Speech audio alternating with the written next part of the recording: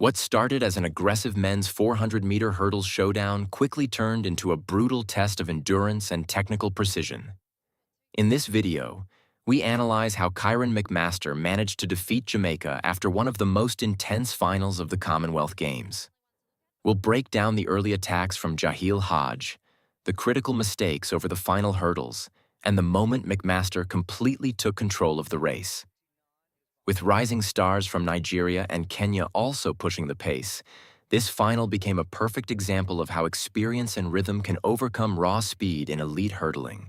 Got a few of the Canadian hairdos done. He's the defending champion. Only Ken Roach of Australia, back in the 60s, has ever won 2 400 hurdles at the Commonwealth Games. You feel like it's going to be a big ask, don't you, for McMaster after his heat run?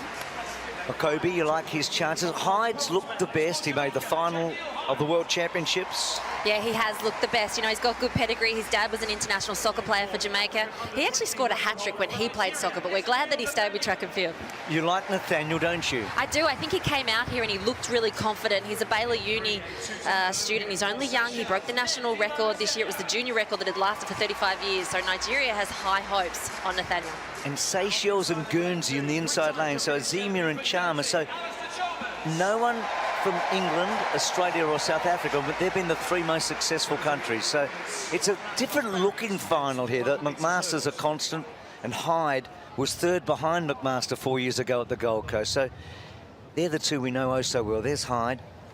He's 25. They've won 1 gold medal, Jamaica, in this event in 1998. And McMaster, of course, won the very first gold medal for the British Virgin Islands in any sport when he won 4 years ago. And he was so emotional after that one because his coach had just died in Hurricane Irma. He's now training in the US. He's got a new coach, but 4th at Tokyo, he's definitely one to be watching. That epic in Tokyo behind Vorholm, Benjamin and Dos Santos. In the starters' hands. 400 hurdles final. Set. Ooh, so what's... No, Leek's just the... Via's gone out, the Canadian. Yeah, sorry, his nickname's Leek. Malik. He's, oh, and he's got his hands to his face. That was a clear break. The athlete that trains at Texas. I think he's... You can see him in lane 8. I think he's in disbelief at the moment, so... How does this play out? He wasn't even close.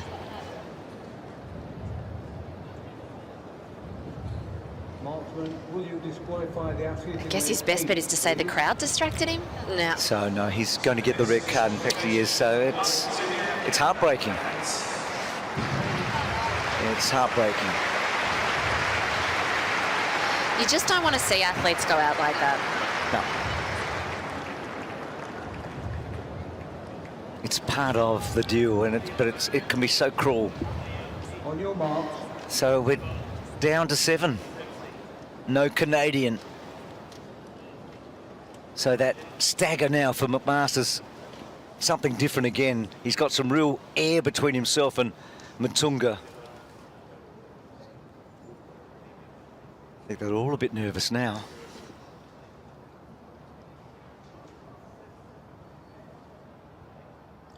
Set.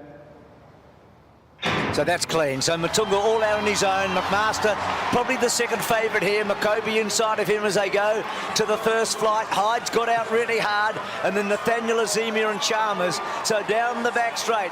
McMaster quite controlled at the moment. He's 2 from the left. Hyde clearly in front of the Jamaican strip. And McCoby trying to go with him and not far away. McMaster's normally got a good turn of foot here. Hyde leads with about 150 to go. They've got 3 to get over after that one. Hyde, McCoby and McMaster. There's not much between them. Knock one down there, McCoby. McMaster's taken a clear lead with 2 flights to go. Comes away the man from British Virgin Islands. Gets over the last and is going to win for the 2nd time and win quite magnificently. He defends his title. Hyde 2nd. I reckon Chalmers has got 3rd and McCoby's fallen over the line and I think might have got 4th. So Guernsey, I think, are going to get a medal. That was unreal. How good was that by McMaster? You know, even though he didn't look good in the heat, you can never question a champion. That was a fabulous race by McMaster. Oh, there's always a thrill and a spill here, Emma and Shervo. So the man who Shervo at one stage looked to be the next big thing before Vorholm came along defends the Commonwealth Games. The men's 400-meter hurdles final at the Commonwealth Games delivered exactly what elite championship hurdling is supposed to produce: pressure, tactical discipline, technical precision, and a brutal final stretch where only the strongest athlete could survive. From the moment the finalists settled into their blocks, the race carried enormous significance. For Kyron McMaster, this was an opportunity to defend not only a title, but also the historic legacy he created 4 years earlier when he earned the first Commonwealth gold medal in the history of the British Virgin Islands.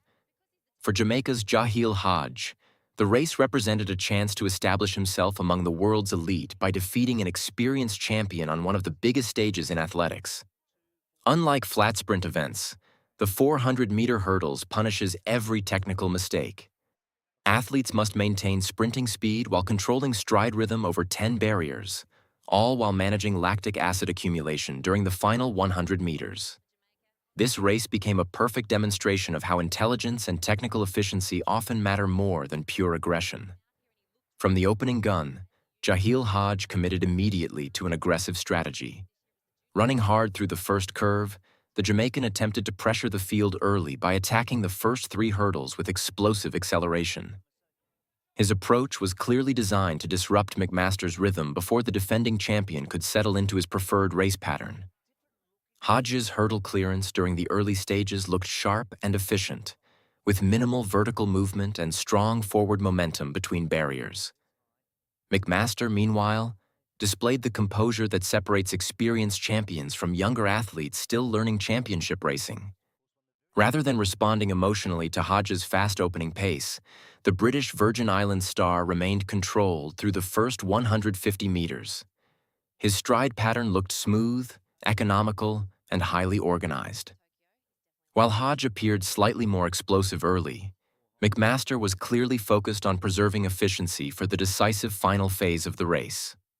Nigeria's Nathaniel also positioned himself aggressively during the first half of the race. Known for his physical strength and long stride pattern, he attempted to stay connected with the leaders by maintaining high cadence between hurdles. Meanwhile, Kenya's Makobi and Matunga showed impressive composure despite competing against more experienced international athletes. Their presence highlighted the growing depth of African hurdling development beyond the traditional sprinting nations. The first major turning point came approaching hurdle 5. This section of the race often determines whether an athlete can maintain technical consistency deep into the second curve. Hajj continued attacking aggressively, but small signs of tension began appearing in his form. His lead leg became slightly less fluid over the barriers, forcing additional energy expenditure during recovery steps after landing. These details may appear minor to casual viewers, but in the 400-meter hurdles, tiny inefficiencies become devastating over the final straight. McMaster, by contrast, remained remarkably relaxed. His posture stayed upright, his shoulders loose, and his rhythm almost identical between each hurdle. This consistency became increasingly important as the field entered the physically punishing second half of the race. Rather than chasing Hajj recklessly, McMaster gradually increased pressure while maintaining technical control. Entering the final bend, the race transformed completely. Hajj still held a narrow advantage, but the cost of his aggressive first 250 meters was becoming visible. His stride frequency started fluctuating, and his hurdle approach became less precise. Instead of attacking barriers confidently, he was beginning to adjust strides before takeoff, a dangerous sign for any 400-meter hurdler under fatigue. McMaster recognized the moment immediately. Approaching hurdles 7 and 8, he initiated the decisive move of the race. Unlike explosive sprinters who rely purely on raw acceleration, McMaster's strength came from sustained rhythm and technical durability. His turnover remained smooth even as fatigue intensified, allowing him to close rapidly on the Jamaican leader. The 9th hurdle became the defining moment. Hajj clipped the barrier slightly while trying to maintain speed under pressure. Though the contact was not catastrophic, it disrupted his balance and momentum at precisely the wrong time. McMaster, meanwhile, cleared the hurdle cleanly with almost perfect mechanics. In elite hurdling, clean clearance late in the race can create enormous separation because exhausted athletes struggle to regain rhythm after mistakes. Once McMaster moved ahead entering the final straight, his championship experience became overwhelming. While the rest of the field fought simply to survive the closing meters, the defending champion maintained remarkable composure. His final 40 meters demonstrated exactly why he has remained one of the world's premier 400-meter hurdlers for years. Even under extreme fatigue, his sprint mechanics stayed compact and efficient. Hajj fought courageously to stay connected and deserves enormous credit for forcing such a high-quality race. His aggressive approach nearly succeeded and revealed his tremendous potential moving forward. However, the race also exposed the difference between attacking a championship final and fully controlling one. McMaster understood precisely when to conserve energy, when to apply pressure, and when to strike decisively. Behind the leading duel, Nathaniel continued battling strongly through the final hurdles, while Makobi and Matunga gained valuable international experience competing under championship conditions. Their performances suggested significant future potential, particularly as African middle hurdles continues evolving globally. One of the most fascinating aspects of this final was the absence of several traditional Commonwealth powers, including England, Australia, and South Africa. Rather than weakening the event, that absence created a far more unpredictable and refreshing dynamic. Athletes from nations not typically associated with global sprint dominance were suddenly competing for major medals, adding emotional intensity and historical significance to every position on the track. Ultimately, this final belonged to Kyron McMaster. His victory was not based solely on physical ability, but on technical mastery, psychological control, and championship intelligence. While Jahil Hajj brought speed and aggression, McMaster brought balance, patience, and flawless execution during the most critical moments of the race. The men's 400-meter hurdles final became more than just a battle for gold. It showcased the brutal complexity of one of athletics' most demanding events and reinforced why championship experience remains invaluable under pressure.